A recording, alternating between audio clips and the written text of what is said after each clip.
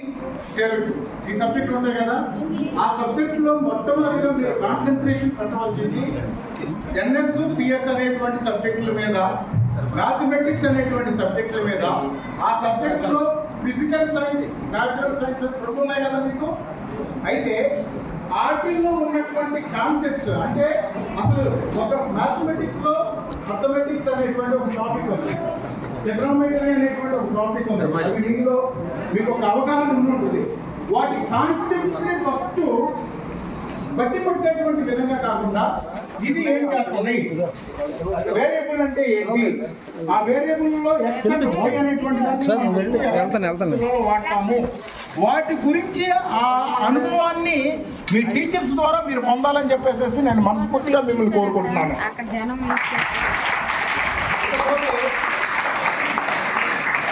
ఇది సోషల్ అనేటువంటి ఒక సబ్జెక్ట్ ఉంది. ఆ సోషల్ అనేటువంటి సబ్జెక్ట్ మీకు ఏం తెలియజేస్తానంటే భారతదేశపు అంటే కుటుంబం యొక్క ఆర్థిక వ్యవస్థ గురించి, భారతదేశంలో జరిగినటువంటి సమూలమైనటువంటి మార్పుల యొక్క దేశ చరిత్ర గురించి తెలియజేస్తుంది. అంటే అటు సైడ్ ఉన్నటువంటి వాళ్ళు సోషల్ మీద ఎక్కువ కాన్సన్ట్రేషన్ పెట్టాలి, ఇంజనీరింగ్కి వెళ్ళాలి లేదా డాక్టర్కి వెళ్ళాలి అనేటువంటి ఆసక్తి ఉన్నటువంటి వాళ్ళు మ్యాథమెటిక్స్ మీద మంచి గ్రిప్ తెచ్చుకోవాలి. మ్యాథమెటిక్స్ మీద గ్రిప్ తెచ్చుకోవడం అంటే బట్టి పడటం కాదు. బట్టి పట్టుకోకుండా జాగ్రత్తగా వాటిని స్టడీ చేసి ఆ కాన్సెప్ట్ తెలుసుకునేటువంటి విధానంలో మీరు ప్రయత్నం చేయాలి. మీకు అర్థమవుతుందమ్మా కాన్సెప్ట్స్ అంటే ఏంటో అనేటువంటిది. ఇప్పుడు ఒక ప్రాబ్లం చేసినప్పుడు a+b² అని అనగానే మీరు ఇప్పుడు టెక్నిక్ బుక్ అని చెప్తారు. అసలు ఎందుకు వచ్చింది ఆ ఫార్ములా, అది దానివల్ల ఏంటి అనేటువంటిది కూడా మీకు తెలియడం ఇంపార్టెంట్. a+b² చెప్పారు, a+b³ చెప్పగలరా?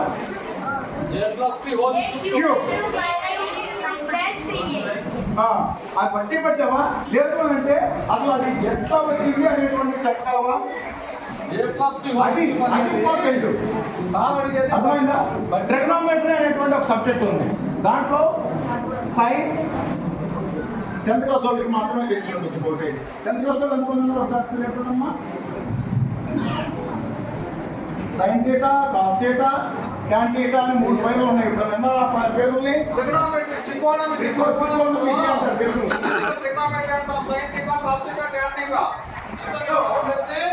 మీరు తెలియకుండా నేను ప్రాబ్లం ఏంటో తెలుసుకోండి. అంటే నేను ఎక్కడ తెలుసుకుంటున్నానంటే రాబోయే ఆ రోజుల్లో లాగా గవర్నమెంట్ ఉద్యోగాలు ఉంటాయని మీరు ఆశపడద్దు. ప్రైవేట్ ఉద్యోగాలు సంపాదించాలి అని అంటే ఇప్పుడున్నటువంటి లోకంలో ఉన్నటువంటి ఆ కాంపిటేటివ్ స్పిరిట్ని మీరు పాస్ అవ్వాలి అని అంటే మీకు సబ్జెక్ట్ క్షుణ్ణంగా తెలిసి ఉండాలి. నాకు తెలిసి ఐన్పూర్ స్కూల్లో నూకల వెంకటేశ్వరరావు అనే ఒక మాస్టర్ పనిచేశాడు. బహుశా ఒక ఉయ్యూరులో ఉంటాడు. అనుషా స్కూల్ అనే వెళ్ళాడు నా ఫ్రెండ్ వాడు. యాక్చువల్గా నూకల వెంకటేశ్వరరావు అని పడేటువంటి అతను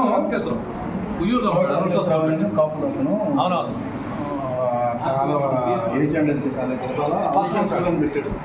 1991లో అనుషా స్కూల్ అని పాలిటెక్నికల్ ఎంట్రన్స్ పెట్టాడు. ఆ ఎంట్రన్స్ లో నేను మ్యాథ్స్ టీచ్ చేసేవాడిని, ఫిజిక్స్ టీచ్ చేసేవాడిని. అంటే నాకు మ్యాథ్స్ అన్నా ఫిజిక్స్ అన్నా చాలా ఇంట్రెస్ట్. ఆ 2 సబ్జెక్టులు నేను చెప్పాను. ఇంకొక విషయం ఏంటంటే ఆ సంవత్సరము దాక్షాయిని అనేటువంటి 10th క్లాస్ చదివినటువంటి పాప అనుషా ఇన్స్టిట్యూట్లో పాలిటెక్నికల్ కోచింగ్ చేసి స్టేట్ ఫస్ట్ ర్యాంక్ సంపాదించింది. నూతన వెంకటేశ్వరరావు స్టేట్ ఫస్ట్ ర్యాంక్ నూతన వెంకటేశ్వరరావు అనుషా ఇన్స్టిట్యూట్ ద్వారా స్టేట్ ఫస్ట్ ర్యాంక్ తెస్తే భారతదేశంలో మీకు తెలుసు కదమ్మా, ఆ పాపకి 25,000 రూపాయల కమిషన్ ఇచ్చి వేరే స్కూల్ వాళ్ళు మా దగ్గర ఆన్లైన్లో ట్రైనింగ్ అయిందని చెప్పేసి స్టేట్ ఫస్ట్ ర్యాంక్ని వాళ్ళు నేర్పించుకున్నారు. కానీ ఆ పాప చదివింది మాత్రం ఉయ్యూరు అనుషా స్కూల్. నేనే మ్యాథ్స్ ఫిజిక్స్ చెప్పినటువంటి టీచర్. కాబట్టి ఎందుకనంటే రాబోయేటువంటి రోజుల్లో అంత కమర్షియల్ ఉంటుంది, మీరు జాగ్రత్తగా చదవాలి. ఇప్పుడు మా రాకేష్ కుమార్ అశోక్ వాడు అబ్బాయి రాకేష్ కుమార్ వాడికి స్కూల్ ఫస్ట్ వచ్చింది. నేను అంటే స్కూల్ ఫస్ట్ వచ్చిందనే ఆనందము కంటే నేను ఓపెన్గా చెప్తాను, అదే నేను ఉన్నది ముగ్గురుగా చెప్తాను. వాడికి త్రిపుల్ సీట్ రాలేదు కాబట్టి వాడు జస్ట్ మిస్ అయ్యాడు కాబట్టి, అంటే ఆ స్కూల్ ఫస్ట్ వచ్చినప్పటికీ కూడా ఆ సీట్ మండలం సెకండ్ వచ్చినప్పటికీ కూడా ఐఐటి సీట్ రాలేదని అంటే ఆ మార్కులు సరిపోయినట్ట అంటే దాన్ని బట్టి వాడు చదువులో ఇంకా పెరగాలా తగ్గాలా? కాబట్టి నెక్స్ట్ ఇయర్ మీరు దానికంటే పెంచడానికి చూస్తారా తగ్గిస్తారని చూస్తారా? అది చెయ్యాలి అని అంటే మీరు మొదటికి స్కూల్ టైం కాకుండా ఇంటికి వెళ్ళిన తర్వాత కూడా పేపర్ పెన్ తీసుకుని మ్యాథమెటిక్స్ టెక్స్ట్ బుక్ లో ఉన్నవన్నీ ప్రాక్టీస్ చేయాలి. 100కు 100 మార్కులు మ్యాథ్స్ లో ఈజీగా వస్తాయి. అది మీరు చేసేటువంటి ప్రాక్టీస్ మీద ఉంటుంది. కాబట్టి ఒక సీట్ రావాలంటే మీకు ఎందుకు చెప్తున్నానంటే అతను తప్పు చేసి మాట్లాడుతున్నానని కాదు. అంటే అంత ఫస్ట్ వచ్చినటువంటి వ్యక్తి కూడా గొప్ప కాలేజీలో సీట్ రావాలంటే ఆ మార్కులు సరిపోయినా సరిపోలేదా? కాబట్టి వాటికంటే ఇంకా బాగా చదవాలని నేను మిమ్మల్ని ఎంకరేజ్ చేస్తున్నాను. అర్థమైందా? కాబట్టి ఒక విషయం, ఇది మా ఊరు, మా నాన్న మా అమ్మగారి జ్ఞాపకార్థంగా నెక్స్ట్ ఇయర్ ఎవరైతే 10th class first second third తెచ్చుకుంటారో నేను స్కూల్కి 10,000 రూపాయలు డొనేషన్ ఇస్తాను. అది మరి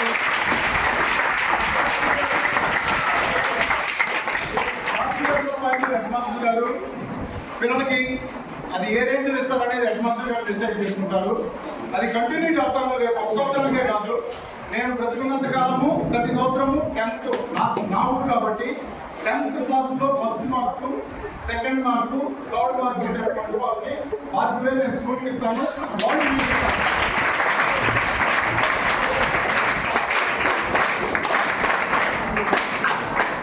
కాబట్టి మీరు జాగ్రత్తగా చదువుకోండి, మంచి భవిష్యత్తు మీకు ఉంది.